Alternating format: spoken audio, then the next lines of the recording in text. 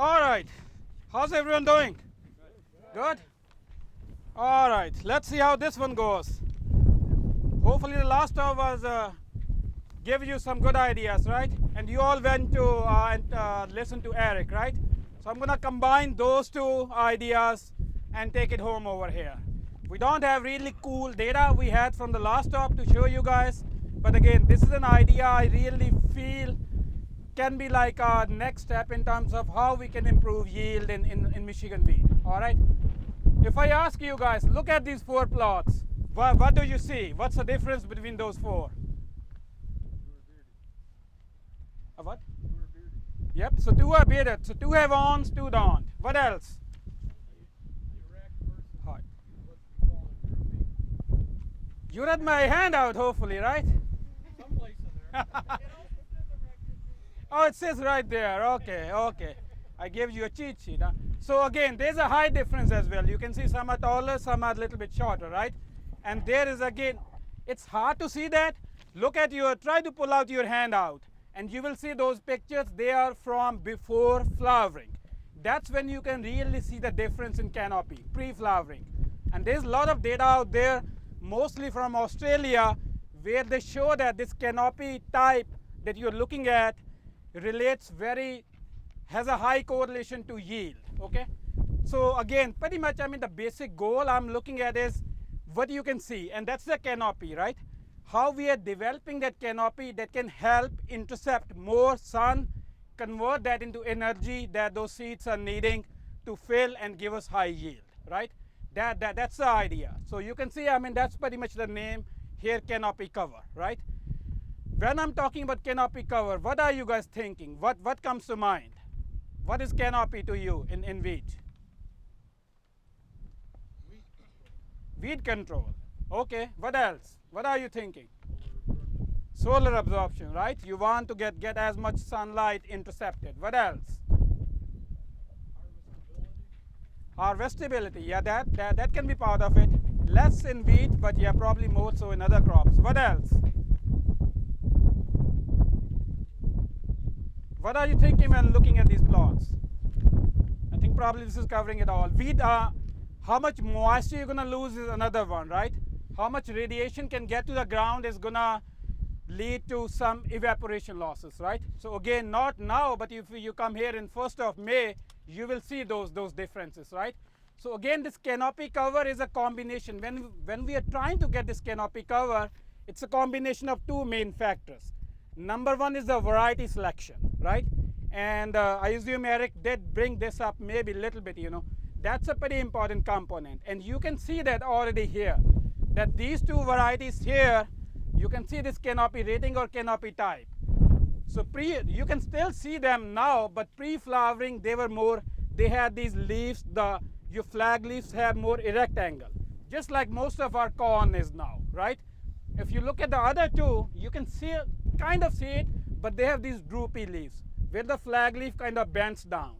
And it's even a little bit thicker. It has more leaf width to it, okay? So that's very important. And I have been talking to Eric about this. There is research elsewhere, mostly on spring wheat, not winter wheat, where they're showing that these erect leaf types can actually produce almost 10% yield improvement over the other wheat varieties. But when we look at our germplasm, look at this map on the right here. And that kind of shows you, where most of our current germplasm is. Those numbers mostly down, those canopy ratings of 1 and 2, they are your droopy types.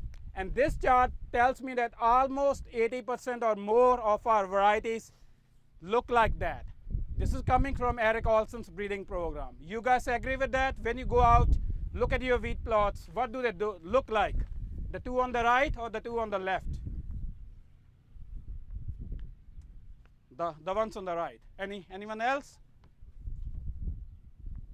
So that's even same thing that Eric's data is showing, that those two on the right are more common. Those are the droopy types. But what we are working at is, first of all, we want to make sure that there is a genetic difference between these two types. And Eric has done some work showing that there is, even for winter wheat, not only spring wheat. So we can benefit from that. when you guys are thinking about variety selection, in future it could be part of that decision. That do I want to pick a erect variety or do I want to pick a droopy variety? Because there's potentially yield difference between the two. Okay. The second important question is, can we manage them differently in terms of our management decisions, right? And that's what we were talking about in the previous talk, right? Planting time is very important. Seeding rate is very important, right?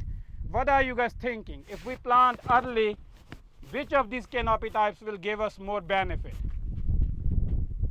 Any thoughts? If we are planting, let's say September 15th versus November 15th, will it make a difference which one we end up picking? Assuming their yield potential is about the same. And it's going to come back to the solar radiation interception part. So if you plant late, right? If you're planting November 15th, you want to cover the ground as quickly as possible because you're already late, right? And that's the benefit of planting early, right? We can cover ground faster. So our hypothesis is that if you plant late, you want to go pick a droopy variety because it will help cover the ground faster. It will be the same thing if we are planting in wide rows. Let's say someone is doing a 15-inch wheat, if you're doing a double cropping or something after that, you want to cover the ground faster. That's where the droopy varieties hopefully can benefit. Do you need to put them to a higher seeding rate? Probably no, because they're already covering the ground nicely. So you can potentially even cut down your seeding rate for those droopy varieties, right? So that's the droopy one. Let's think about the early planting now. If you're planting September 15th, do you really care about covering the ground very quickly? Probably no, right? Because you have enough growing season, you have a longer season in front of you. So our hypothesis again, or idea is that if you're planting early, you can probably plant some of these erect ones. They don't look as good early on because you can see a lot of sunlight on the ground. And you're like, okay, this is not going to be looking good. And that's why they get biased against. Even when the breeders go out, they are making their selections, they might not pick a variety like that because it's not going to look good. And they're trying to plant early as or like in that middle window, right? So our idea is that if we are able to plant very early, we can pick one of these erect types. And we can even push them to a higher seeding rate, right? Because they don't have as much leaf area on them, right? So you can put higher rate, more number of seeds out there. And we were talking about row spacing in the last talk, right? Which one? So if we are going with the narrow rows, which one you think is going to benefit? The erect one, right? We are connecting. I wasn't sure how this is going to go. So hopefully, looks like it's making some sense, right? Because we're just starting to look into this idea. And I feel there is a big research angle here, again, we can look into. So that's pretty much what we are going, plant early, go with that erect type.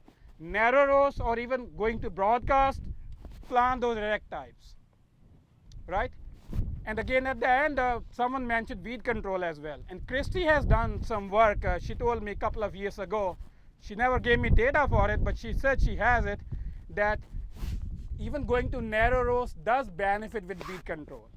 And again, if you put even the erect type in narrow rows, push it to a higher seeding rate, those weed control benefits will still stay, right? Compared to if you don't do those management aspects. So that's pretty much the idea we are chasing here, that if we combine the right genetics, these erect versus droopy varieties, with the right management, we can push to a higher yield potential, all right? And possibly we can cut down on the input cost. We can probably save or have a better weed control because we are getting a better canopy cover, right? And we can save even moisture because we are covering the canopy, and we can minimize the evaporation losses that occurs when the sun hits the ground, and let the plant use that water, right? So that's pretty much the idea. Here you can see we only have a variety trial. Back on campus, we are doing this trial where we have multiple planting times. We have 4 or 5 seeding rates going from 500,000 all the way to more than 2 million seeds per acre. And we are collecting all this data, trying to understand which variety does better in terms of intercepting the sunlight, right? Again, another hypothesis with these erect types, you can get the sunlight all the way to the bottom of that canopy, right? And you can kind of see that even at the bottom, those leaves are getting some sunlight.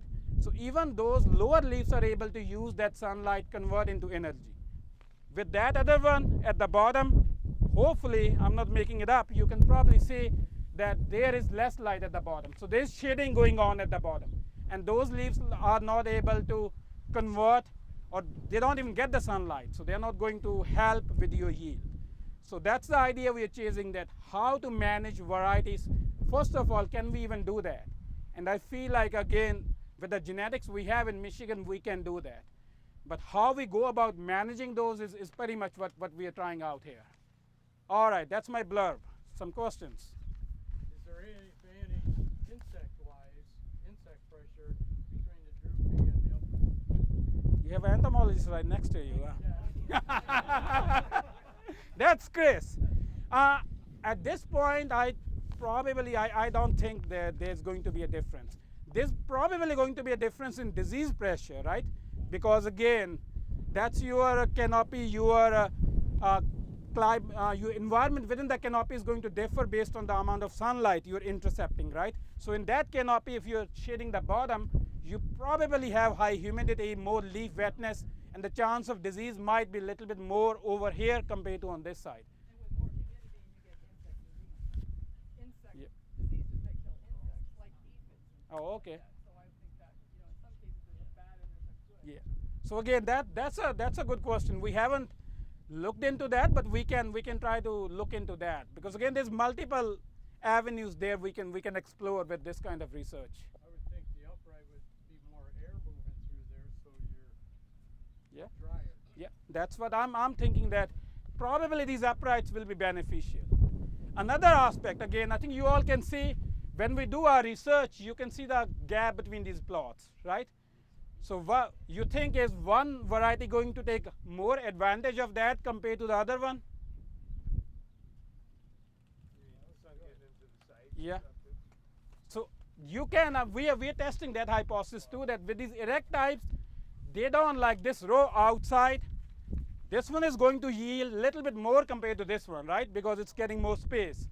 But the idea is that this one might even gain more, because it has those droopy leaves. It can extend more into this, right? So we might, again, the bias might be coming from that. That's exactly, again, so when Eric goes out and does the breeding, he has this issue.